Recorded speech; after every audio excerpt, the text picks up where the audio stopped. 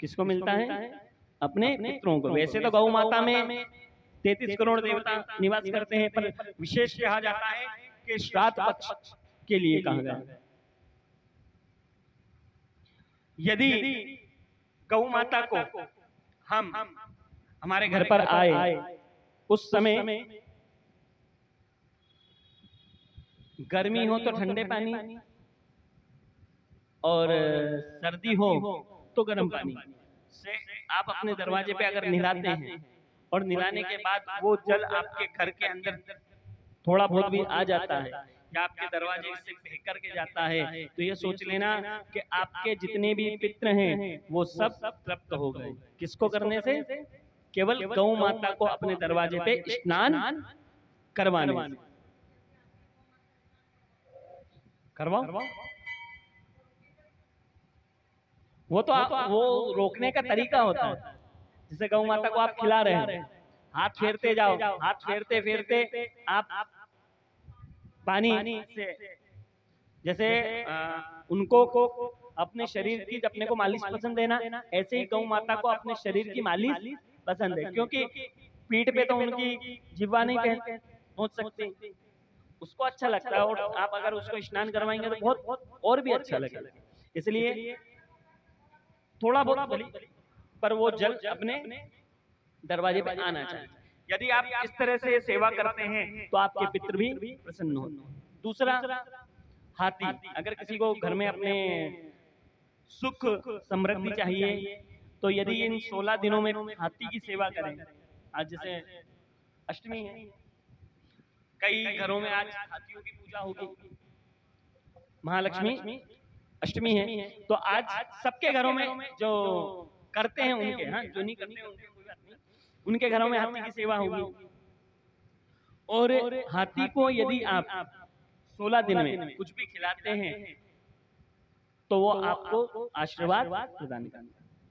दूसरा ये कहा गया है कि आप यदि किसी भी जीव को अनादर स्थिति, जब देखो जब ये मेरे घर ही आता रहता है, मेरा ही घर है और इस कॉलोनी में ऐसे कोई घर नहीं है जो, अगर ये भाव रखें या कि ये तो बड़ा गंदा है, गंदा रहता है, अगर ऐसे हीन भावना रखते हैं तो भी आपके पितृ इन 16 दिनों में क्या सोचते हैं, जब ये इन जीवों में नहीं अपना प्रेम रख सकता तो हम में कहाँ, क्योंकि क्या मालूम किस वेश में, किस रूप में आपके पितृ हों। और पितरों को सबसे बड़ी एक और, अगर आप भेरू जी मतलब कुत्ते की सेवा करते हैं तो पितृ बड़े प्रसन्न होते हैं। यम का वाहन भी बताया गया है और भेरू जी का वाहन भी बताया गया है। तो इस प्रकार से कुत्ते की सेवा करनी चाहिए। ये तो हो गए आपके 3 पशु। पक्षियों में चिड़िया को आपको यथाशक्ति जो भी आपसे बन सके 16 दिन में, वैसे तो हमेशा डालें और हमेशा नहीं डाल सके तो कम से कम इन 16 दिनों में तो डालें। कौवे का विशेष बताया जाता है। यदि कौवा इन श्राद्ध पक्ष में अगर आपके यहाँ आकर के करता है तो बड़ा उसका शुभ शकुन बताया गया है। कहते हैं कौवा यदि आप जैसे रास्ते से निकल रहे हैं, रास्ते से निकलते समय कौवा आपके सर पे मार जाए या टच कर जाए तो ये सोचना कि आपकी मृत्यु निकट पास में, ज्यादा दूर नहीं है मृत्यु। तो ऐसे व्यक्ति को क्या करना चाहिए, यदि किसी के मार दी जाए तो उसको उस दोष को निवारण करने के लिए ये है कि परिवार के अपने परिवार के 2-4 लोग मिलकर के रोना शोक मनाना चाहिए। यदि कौवा आपको स्पर्श भी कर जाता है, चोंच भी मार जाता है तो आपको उसका शोक मनाना चाहिए। अगर नहीं मनाते तो फिर हर इच्छा प्रबल है। और कहते हैं यदि आप किसी कौवे से अगर दुश्मनी करोगे ना तो इनका कवरेज बहुत बढ़िया है। आप यूपी में जाकर के कौवे को परेशान करके आ जाओ, आप महाराष्ट्र में रहोगे तो भी कौवा, वो कौवा आएगा नहीं लौट के, पर उनका संपर्क सूत्र इतना है, कवरेज टावर इतना प्रबल है कि वो वहां पे भी आपको परेशान करने लग जाएंगे। और ये लोग जब भी खाते हैं ना, देखना, गौ माता हुई, हाथी हुए, कुत्ते हुए, ये अपने सभी को साथ में लेकर के खाते हैं। एक तो अकेले कभी भोजन नहीं करते, एक आध दो उनके साथ में रहता है। वो एक तो इसके साथ में रहते हैं कि ये बताते हैं कि अगर तुम लोग एकता से रहोगे तो इस भवसागर से पार कर जाओगे, और जहां तुमने मेरा मेरा करा इस भवसागर में डूब जाओ। तो ये दो संकल्प जो करवाते हैं इसलिए करवाते हैं। तीसरा संकल्प चींटियों के लिए, जो मैंने आपसे बोला था, पूड़ी बना करके लेके आना। कथा पूरी होने के बाद 5 जो पूड़ियां आप लाए उस पे जो भी खीर सब्जी जो भी लेकर के आए वो क्रम से निकालना। पहला किसका? गाय के लिए। जब भी आप श्राद्ध करें, आज नहीं, जब भी आप किसी का भी श्राद्ध करें तो कम से कम 5 लोगों का जरूर निकलना चाहिए। पहला किसका? गाय का। दूसरा किसका? कुत्ते का। अब तीसरा कहते हैं चींटियां। ये चींटियां भी आपको क्या देती हैं? आपका कुटुंब को बढ़ाने की सामर्थ्य देती है। आपका परिवार, जैसे इनका परिवार बढ़ता है ना, अगर आप इनको खिलाते पिलाते हैं, इसी प्रकार से आपका परिवार भी बढ़ता है। इसलिए इनको देना चाहिए। तीसरा किसका हो गया? चींटियों का। चौथा पक्षियों का। और पांचवा, यदि जैसे मान लीजिए आज श्राद्ध है, और श्राद्ध में अगर कोई मांगने के लिए आ गया, नहीं आया तो हमारे भीरू जी तो पहुंच ही जाते हैं। हर एक के घर पे तो नहीं जाते, पर हाँ जहाँ मिलता है। देख लें कि आपका श्राद्ध आपने निकाला है, 10 मिनट हो गए, 15 मिनट हो गए, या आधा घंटा हो गया, तो आप उसी समय, आधा घंटा भी अगर हो जाता है तो उसको, जो आपके यहाँ भीरू जी आते हैं, कुत्ता डबल दे दो। जो अतिथियों के नाम का निकाल रखा है, मान लो मांगने वाला नहीं आया तो क्या करोगे? आधा 1 घंटा इंतजार करने के बाद, क्योंकि ज्यादा चींटी हो जाएगी तो पूरे घर में चींटियां हो जाएंगी, तो आप उनको बुलाना नहीं है, आए अपने आप आए तो खिलाना, नहीं तो शाम तक इंतजार करो। शाम करो। शाम को जो भी मिल जाए, गाय मिल जाए, कुत्ता मिल जाए, जो भी मिल जाए, उसको खिला दे। इस प्रकार से ये श्राद्ध पक्ष में आपको इतना कर्म अवश्य करना चाहिए। एक और, हम कैसे पता करें कि हमारे घर में पितृदोष है? क्या कहा? हम कैसे पता करें कि हमारे घर में पितृदोष लग गया है, उससे अपन मुक्ति कैसे प्राप्त करें? तो देखना, पहला, आपका कोई भी काम बनेगा नहीं। जो भी आप विचार करोगे कि आज चलो हम कुछ नहीं तो ये मकान ही खरीदना है, या ये मान लें कि गाड़ी खरीदना है, कई समय से प्रयास करोगे, प्लानिंग भी हो जाएगी पूरी, यहाँ परसों उठाना है, पर ऐसा कोई कारण आ जाएगा कि फिर आप उठाना कैंसिल हो जाएगा। यानी आपका कार्य बनते बनते बिगड़ रहा हो तो सोच लेना कि पितृदोष हमारे घर में है। दूसरा, कैसे पता करें? बिना बात की घर में बहस होना चालू हो जाए, बिना बात, कोई बात नहीं है और लड़ाई झगड़े चालू हो गए, तो समझ लेना कि आपके घर में पितृदोष है। एक और, जब आप पूजा करने बैठो, उस समय आप ये विचार कर लेना, कोई बात नहीं, कोई भी उठ के वापस लगा दे, बेटा दरवाजा अटका दो। बोले श्री कृष्ण भगवान की जय, मौर्य मुकुट वंशी वाले की जय। कहते हैं पूजा करने के लिए आप बैठे हो और पूजा करते करते घर में वापस जिस दिन अपन पूजा कर रहे हैं उस दिन घर में लड़ाई का माहौल बन जाए तो सोच लेना कि आपके पितृदोष है। यदि आप ये मान लें कि हम लोग कहीं भी जा रहे हैं, तीर्थ स्थान पर जा रहे हैं और गए और जा करके वापस अपने को किसी कारण लौटना पड़ा तो सोच लेना कि आपके पितृ दोष कुछ ज्यादा प्रबल,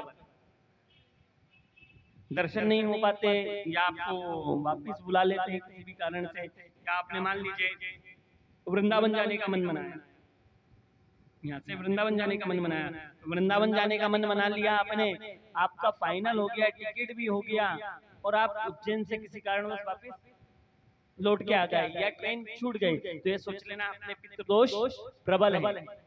ये खास करके इसकी परिभाषा बताई गई।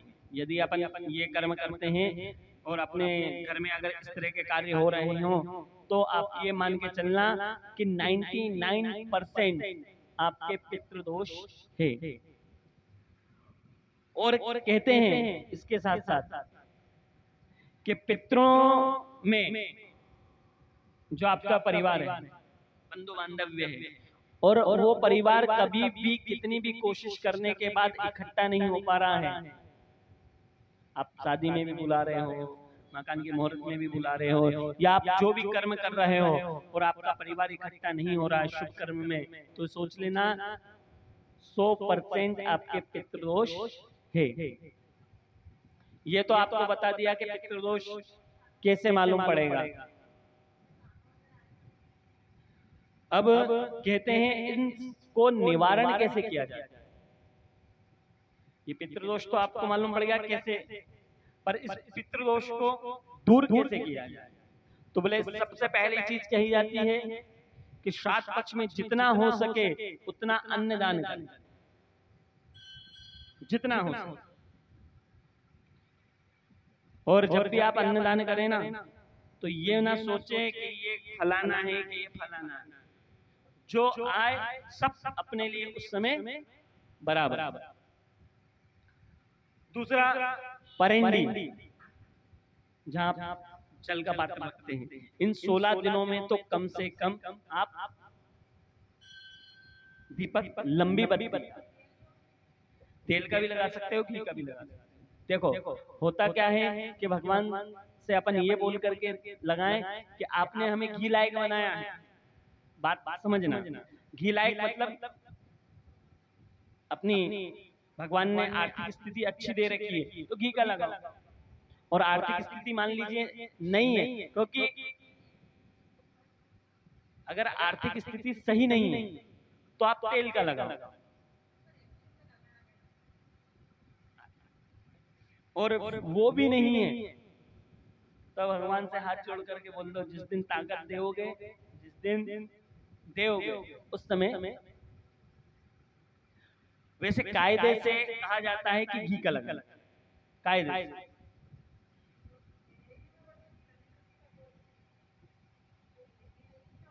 हाँ हाँ, देखो इसमें ये बताया गया है कि अगर देवी को लगा रहे हैं, मेरी बात सुनिए, आप दिल्ली पे लगाए कहीं भी लगाए, यदि अगर देवी के लिए लगा रहे हैं, माता के लिए लगा रहे हैं, माता जी के लिए लगा रहे हैं तो लंबी बत्ती, और भगवान देवता के लिए लगा रहे हैं तो गोल बत्ती। ये हमेशा ध्यान रखिएगा कि दीप, अभी नवरात्रि आ रही है, माता जी की जो कई लोगों जोत चलाते हैं तो लंबी बत्ती का ही जोत चलानी चाहिए, गोल बत्ती के लिए। लक्ष्मी जी के लिए तो लंबी बत्ती का लगा, क्योंकि वो माता जी के लिए लगा रहे हैं, माता जी के आगमन के लिए। घी का लगाओ पर पितरों के निमित्त ही लगाओ, पितरों के लिए। अगर नाम याद है तो नाम से बोले, नहीं नाम याद है तो सभी पितरों के नाम से लगाना। इन 16 दिन में लगाना। और एक और इसका उपाय, हो सके तो सभी जन इन 16 दिनों में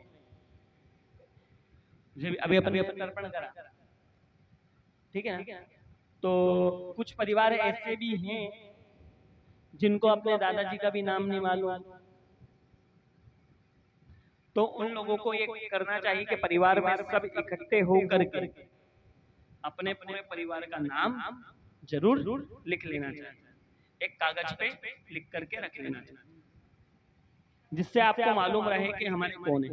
और 16 दिन, जैसे अभी तो डाब आपने ऐसे ही हाथ में पकड़ी थी, तो 16 दिन अगर आपको तर्पण करना है तो लाल कपड़ा उस पर थोड़ा सा लपेट ले, थोड़ा सा लच्छा लपेट ले, जिससे वो बिखर के कहीं जाए ना। तो वो 16 दिन अपने पितरों के लिए जल दे सकते। डाब जो थी उसको बांध ले, बिना डाब के पितरों के लिए जल स्वीकृत नहीं किया जाता। डाब मिलती है, देखो अनजाने में की हुई गलती भगवान माफ कर दे। आपको पहले आटा लगाना आता था क्या? 4 साल के थे जब, थोड़े से बड़े हुए तभी सीखा ना।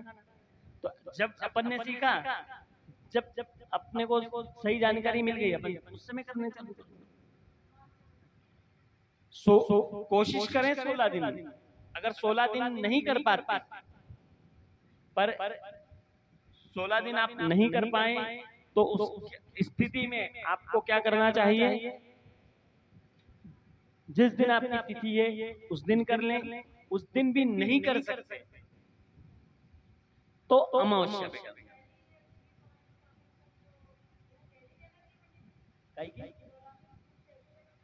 डेली नहीं देना चाहिए। जल आप रोज डेली दे सकते हो, पर धूप केवल तिथि वाले दिन ही देना चाहिए। जो मैंने वो बताया था जल 32 बार वाला, वो तो डेली आप दे सकते, जिस दिन तिथि है उस दिन। अब कहीं कहीं ये स्थिति होती है कि अछूता निकालते हैं।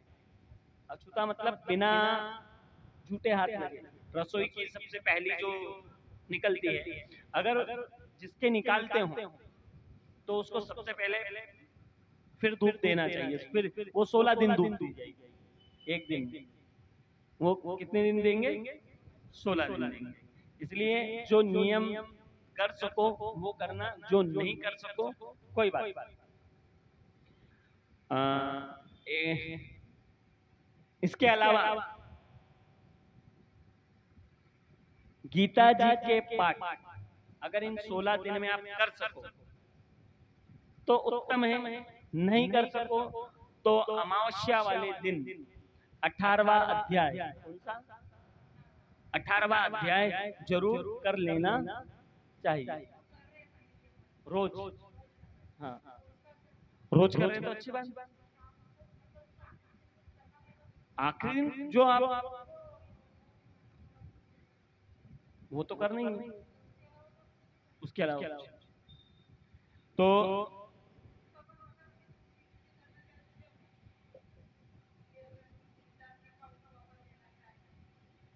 देखो जब भी आप पितरों के लिए कोई भी कर्म करते हैं, हाथ में जल लें, अपने पितरों का नाम बोलें। जो भी मैं कर्म कर रहा हूँ वो कर्म किसको मिले? उसका पुण्य पितरों को, और अंगूठे की तरफ से छोड़। ये 16 दिन भी कर सकते हैं। जैसे आप पाठ कर रहे हैं गीता जी के, तो जब उठो एक अध्याय पूरा होने के बाद, या जैसा भी आपने नियम बनाया हो, उस अध्याय के बाद उठो, पहले जल छोड़ो, अंगूठे से प्रणाम करो, और फिर अपने स्थान पे आ जाओ। कोशिश हो तो 16 दिन, नहीं हो पाए तो जैसा भी आपको समय मिल जाए वैसा कर लेना चाहिए। श्री कृष्ण भगवान